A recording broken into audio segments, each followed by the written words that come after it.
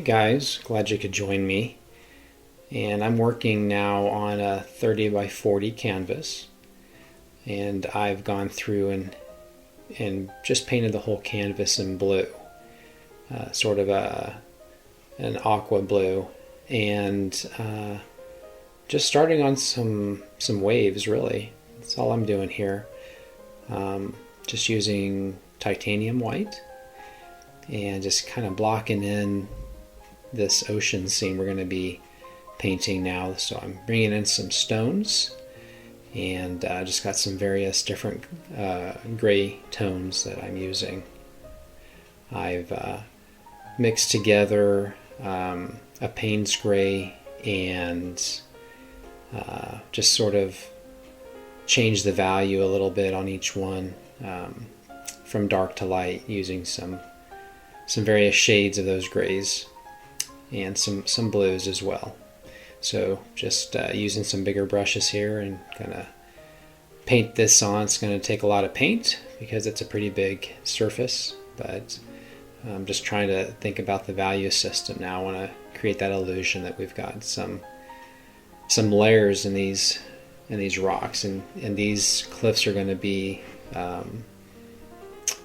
they're just going to gradually grow darker. So I'm just using a pure black here right now, and now it's coming back and starting to add some highlights. So I've got different shades of these teal colors, and using some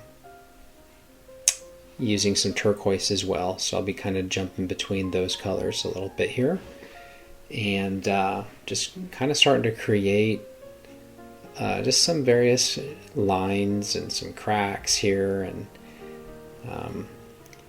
then as I kind of move, I'm really letting the paint, keeping very small amounts on the brush, and I'm using a filbert brush here. A filbert brush is really handy for this because I'm just kind of dry brush blending this on, but not putting a lot of paint, and I just want to allow the texture of the canvas to remove that paint off the brush. And that will be, a way to kind of soften this as I move along. So nothing really to this right now. So I'm coming back with my airbrush now, since I got that kind of built in, and I want to go ahead and start kind of pushing that back by softening. So I've mixed together just kind of a pale white, and I can just spray this on, and that'll help to create some softness and help to create some depth, and kind of push this back. Now I'm glazing on some turquoise, and that's just using water with just the turquoise from the tube, and going to lighten that up a little bit more. Reform my cliff here now, and I can start to reintroduce some more of those silver linings now in the back with that turquoise and that teal color, and that way, since we did that, we lost some of that brightness we needed. And come back and kind of reintroduce that highlight where that sun's glowing right through the ocean waves here now. So almost creating an effect like we're almost looking up to some degree, being in this cave, the cave of our octopus. Come back with, again, some more of that turquoise, and I have a very basic palette for this, and just not too much color. But I can come back now and add a little bit more of my cobalt blues now. And so that's kind of my palette. The grays, the turquoises, and the blues. I'm using cobalt, and I'm using ultramarine. So that as I come further in toward the darker part of these cliffs in this cave, naturally it's going to get darker. And so I want to kind of create that illusion that a little bit further from that sun source. Now taking a very small filbert brush, I can start to use a lighter version of that cobalt blue and start to form out some silver lining here. And then coming back with some just little dots of some titanium white. And when I use white, I try to use it pretty sparingly. It's always important to try to save your tonal best for later. But as I'm working here, I'm going ahead and kind of adding small little subtle blobs of white. And then coming back with lighter versions of that cobalt just by adding some titanium white. Creating some texture there. Doing the same here on the floor here of the cave.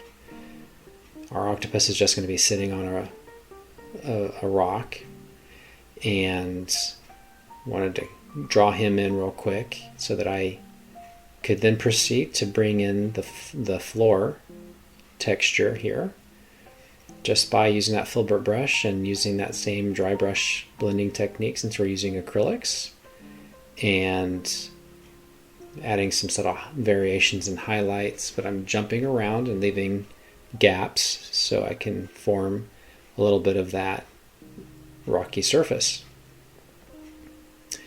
Now I'm going to go ahead and block the rest of our octopus in now into using my my black gesso. So this should dry pretty quickly, and it's a good surface to work on as our underpainting here. Just kind of priming up the canvas and preparing for adding layers of additional paint. And since we have a very kind of dark painting here, this will help to kind of add to that illusion of shadow and dark. I'll have a little fish in his tentacles, so we'll get that fish kind of drawn in here too. And cover some of my lines up with some washes of that dark gesso.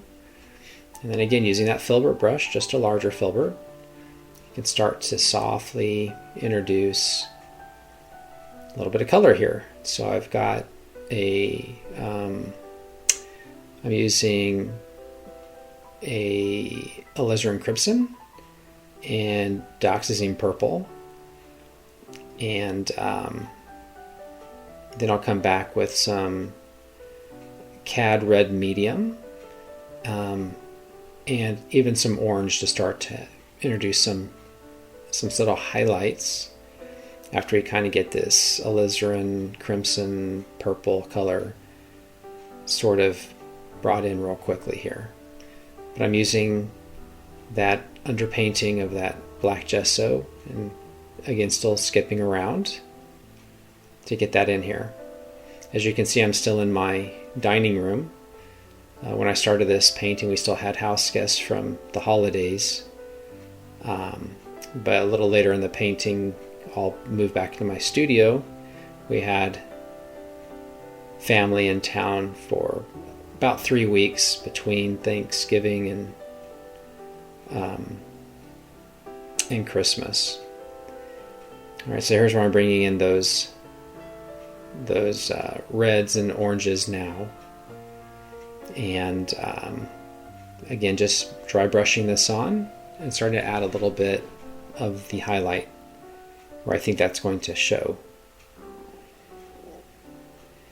But I can really use that underpainting to help assist in creating that three-dimensional effect just by kind of jumping around a little bit here. Kind of keeping this off to the right, since that's where the sunlight is filtering through that wave at the top, and gonna try to preserve a lot of the shadow. And our octopus will be a lot in shadow here. Okay, bringing in some more oranges here, and that'll be sort of where we're going to have the brightest highlight here. So already we can start to see, just by some simple brush strokes, we're still preserving a lot of the dimension and form of our octopus. So I'm still trying to soften this as I go and not using a lot of paint. And I'm just kind of jumping between various brushes. As I get to the finer detail, I just move to a smaller filbert. And on the larger areas, I'll use a larger filbert to cover more of that area. But when I switch to the smaller brush, I just need to use that for a little bit more refinement, making sure I stay within the lines of the sketch. And I'll just kind of keep adding layer upon layer as I go. Now I can start to bring in a little more detail. We're going to have the different textures into his skin now. So I'm just using lighter versions of those purples and reds and oranges on my palette now, and bringing in my blue now as well. I want to have that reflected highlight, so I'm using some of that teal color, and even bring in just a little bit more orange now to start lightening this up. I used just cad orange light as my orange for that, but since it's sitting on top of kind of a reddish background, that orange will just appear to look a little bit more like a really bright red. Okay, and still bringing in a little bit more silver lining and refining some of my details now with just some midnight black. And I can just skip around here just a little bit, keep working more of those textures. These octopus tend to have these ridges. I don't even know if they would necessarily be called scales, but that's kind of what they look like a little bit. So we're adding a little bit more of that texture and fine detail here.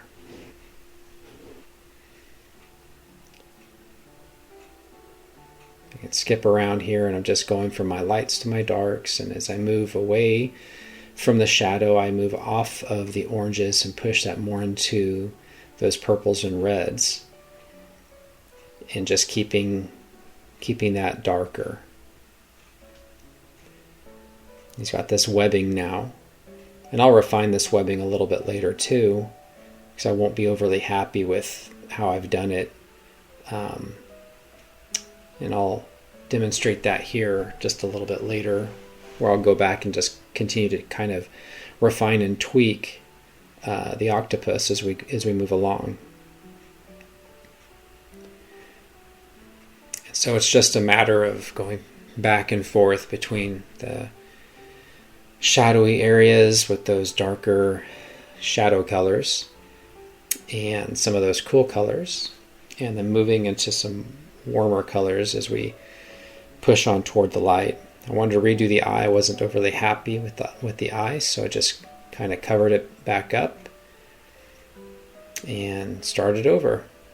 Took a little bit of time to look at different eyes of octopus reference photos and decided this one would look better than the first one I had. So that's kind of the beauty of this process using acrylics. They dry pretty quick.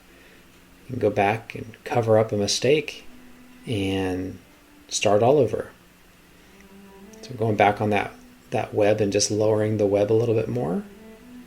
So just kind of refining and touching up somewhat as we push along.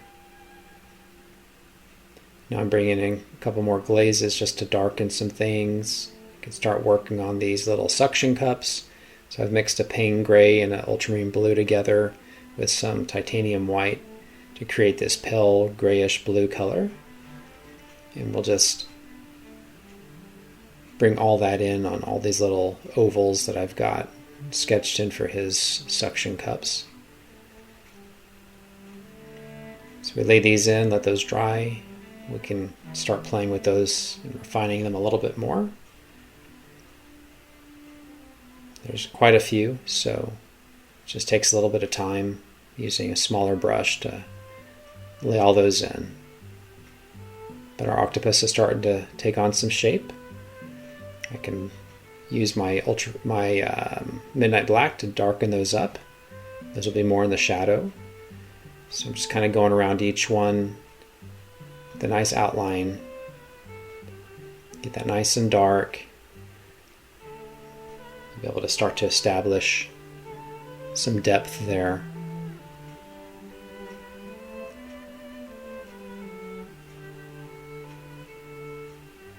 Now I'm kind of bringing in a bit more shadowing. I want to start to establish more of those shadows beneath him so that he looks more like he's seated on this rock that he's sitting on here. So just carefully going through with my smaller brush, and I'm starting to try to push out those little suction cups a little bit more so I can come back with some of those reds and oranges and kind of create a little bit more dimension on them, as if they're sort of standing out a little bit more. Since this is a pretty big canvas and really tall, since I've got it vertical, having to stand and sit quite a bit. That's what you kind of see me do as I'm moving up and down the painting. So coming back again with more of that light teal and trying to bring in more silver lining and just establish some more of that reflected highlight that we've got here off to the side.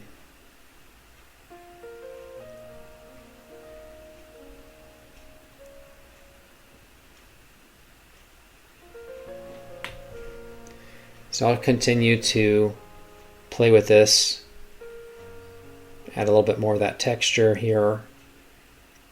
A little bit later I'll bring in a little bit more purple. I'll even glaze some purple. You'll see me glazing a little bit here later, but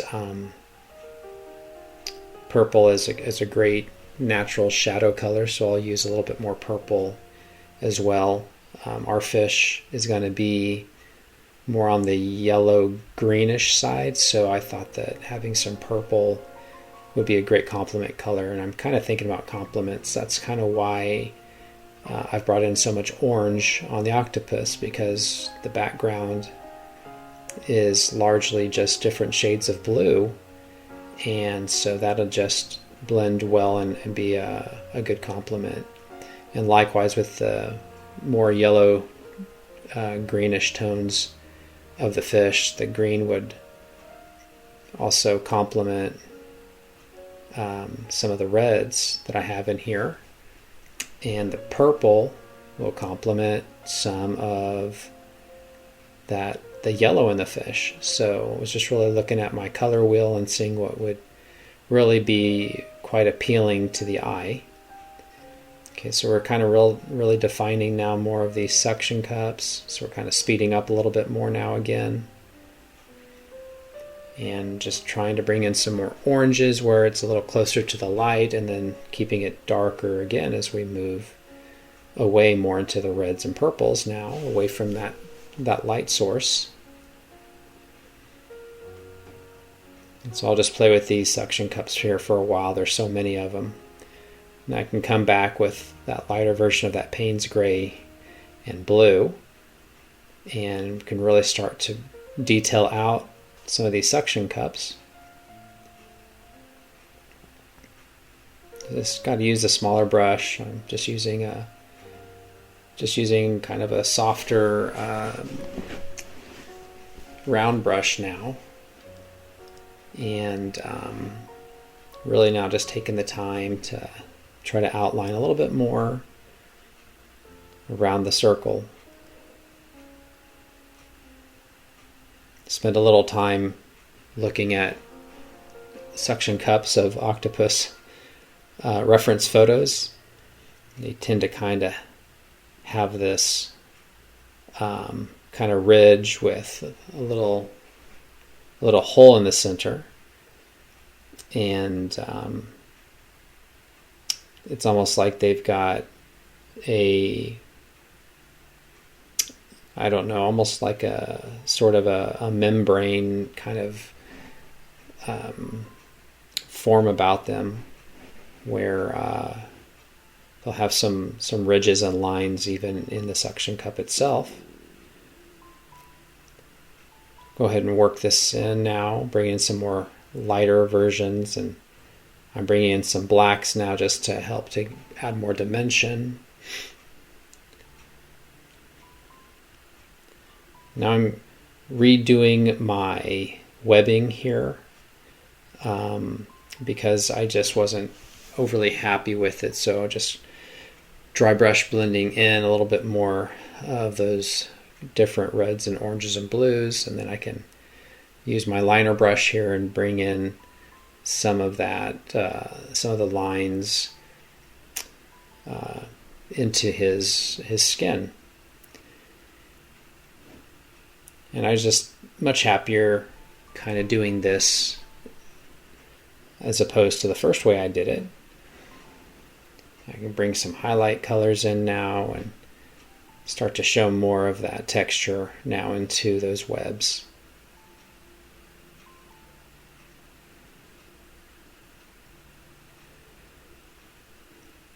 Okay, so now he's got these bumps and ridges, so I'm trying to bring in some more bumps and ridges now, and I can bring in a little bit of black off to the side just to help kind of give that illusion that they're kind of bumping, almost protruding out from his skin.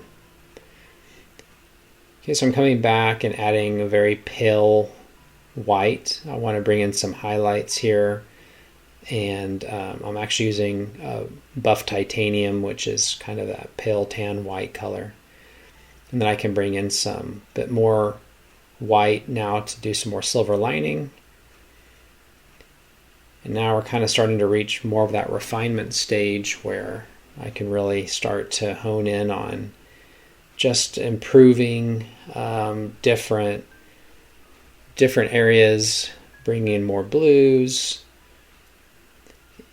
start to work the fish, and I've just mixed together a cad yellow with some purple, a little bit more on the yellow side. That'll dull it down, desaturate it, get that a couple layers of that kind of brought in here. And in a few moments I'll just glaze on some lighter green. Actually, I used a yellow green to glaze on top of this yellow, and that'll help to have a little bit of a greenish tinge to it, but still keeping it predominantly yellow. And so I can just bounce around here and add those highlights.